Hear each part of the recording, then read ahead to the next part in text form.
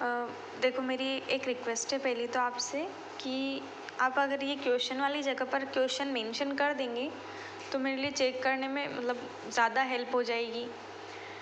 क्योंकि अगर यहाँ पर तुरंत क्वेश्चन होगा तो मुझे मेरा फ्लो अच्छा बना रहेगा, मैं सीधा आंसर मुझे पता चल जाएगा आपने किस क्वेश्चन का आंसर लिखा है। अदरवाइज़ वो थोड़ा सा फिर हेक्टिक हो जाता है।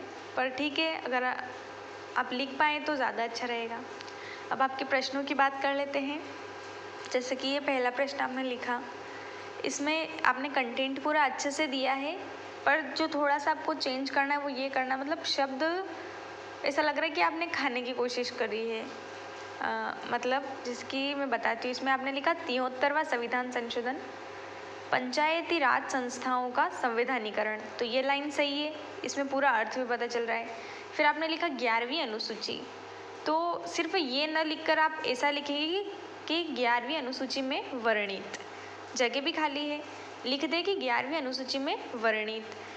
फिर तो उससे क्या है कि थोड़ा सा मतलब टीचर को ऐसा नहीं लगेगा कि बच्चे ने शब्द खाने की कोशिश करी है, हमारा इंप्रेशन वहाँ अच्छा बना रहेगा। फिर ये संविधान के भाग 9 में उल्लेखित, ऐसा लिख दें आप। अब आपने यहाँ कितने फैक्ट डाले, 1 2 3 4, 4 फैक्ट आपने डाले हैं। हमारा 3 नंबर का क्वेश्चन है, हम सिर्फ 3 फैक्ट डालेंगे तो भी इनफ है। तो थोड़ा वाक्य को पूरा कर दें, फैक्ट 3 हो जाएंगे तो भी चलेंगे, है ना। तो सेम यही सेकंड वाले में भी यही चीज़ है कि वो वाक्य को आप पूरा लिख दें कि संविधान के भाग 9 क में उल्लेखित है, वर्णित है, ऐसा कर दें, आप सेंटेंस पूरा कर दें। उसके बाद ये जो लिखा आपने,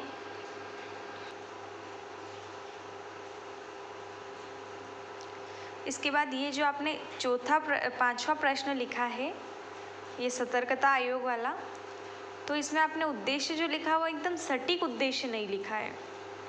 सतर्कता आयोग का उद्देश्य क्या है, निगरानी रखना। किसकी निगरानी करना, जो भी केंद्रीय सरकार के अंतर्गत जो भी सतर्कता गतिविधियां हैं उनकी निगरानी रखना, है ना। तो मुख्य उद्देश्य लिखे, ये उद्देश्य हैं, लेकिन ये कैसे है, एक चीज़ होती है प्राइमरी, एक होती है सेकेंडरी, प्राथमिक द्वितीयक। तो प्राथमिक उद्देश्य लिखना है यहाँ पर, द्वितीयक उद्देश्य नहीं। द्वितीयक हम कब लिखेंगे, जब 5 मार्क में पूछा हो, 11 मार्क में पूछा हो। इसके बाद ये ठीक है, बढ़िया है। अब ये वाला जो लिखा, मानव अधिकार संरक्षण आयोग का गठन इस अधिनियम के तहत हुआ, ठीक है। सेकंड मुख्यालय लिख दिया, थर्ड प्रकृति लिख दिया। तो यहाँ पर आप ऐसा कर सकते हैं कि मुख्यालय नई दिल्ली, प्रकृति को यहाँ पर डाल दें कि प्रकृति सांविधिक, और यहाँ पर आप इसका उद्देश्य लिख दें, है ना, कि इसका उद्देश्य क्या है। इसके बाद ठीक है, ये आंसर तो सही है। 5 मार्क में आपको थोड़ा सा फॉर्मेट चेंज करने की आवश्यकता है। चेंज मतलब जैसे कि ये आंसर आपने लिखा सही है, ये वाला जो लिखा है सही लिखा है, पर प्रॉब्लम क्या आ रही है यहाँ पर, एक तो पॉइंट कम लिखे। कम कैसे, 1 2 3 पॉइंट लिखे आपने, तो एक साइकोलॉजिकल चीज़ बन गई कि 3 पॉइंट 3 नंबर, है ना। तो हमें कोशिश करना है कि कम से कम 4 पॉइंट, 5 नंबर का प्रश्न पूछे तो एटलीस्ट हम 4 पॉइंट लिख दें।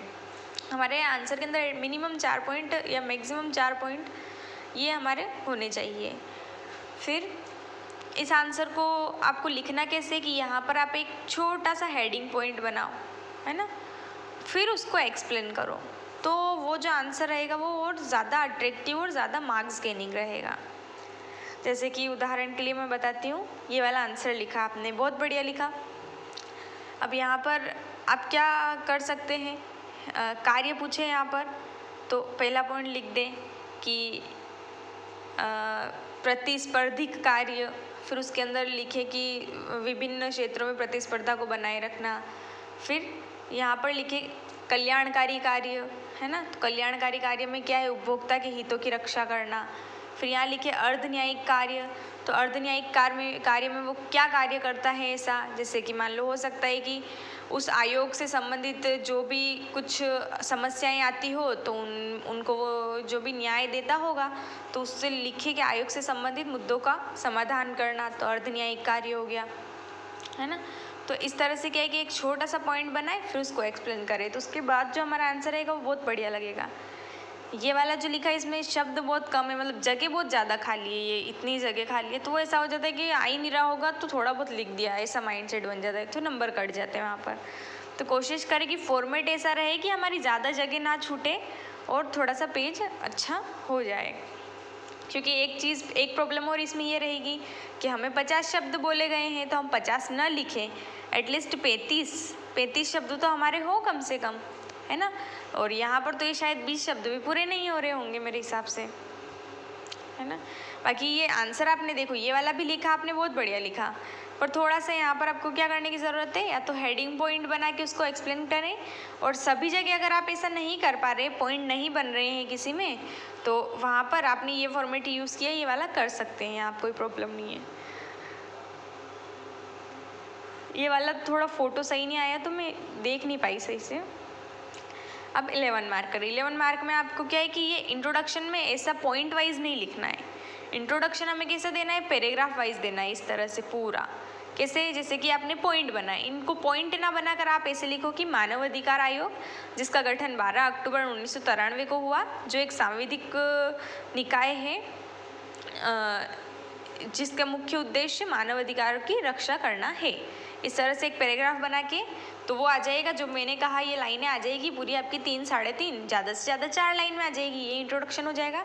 उसके बाद फिर लिखो कि ये संरचना कैसी है, जो भी चीज़ें नीचे जो भी बताया आपने वो सब सही किया है, कोई दिक्कत नहीं, पर इंट्रोडक्शन आपको ऐसा देना है, पैराग्राफ में इंट्रोडक्शन देना है। और फिर ठीक है, बाकी तो सेटअप सही है 11 मार्कर। यहाँ पर भी सेम चीज़ है कि इतना बड़ा ऐसे पॉइंट ना बनाए। कितने लाइन में, 4 लाइन 5 लाइन, 4 लाइन 5 लाइन के अंदर आप पैराग्राफ में इंट्रोडक्शन दें। महिला आयोग जिसका गठन 31 जनवरी 1992 को हुआ, जो एक सांविधिक निकाय है एवं जिसके वर्तमान अध्यक्ष अभी रेखा शर्मा जी हैं। इसके मुख्य उद्देश्य या इसकी संरचना निम्न प्रकार की है। उसके बाद इसका संरचना दिखा दी, फिर कार्य दिखा दिए। इस तरह से आप 11 मार्कर को करें।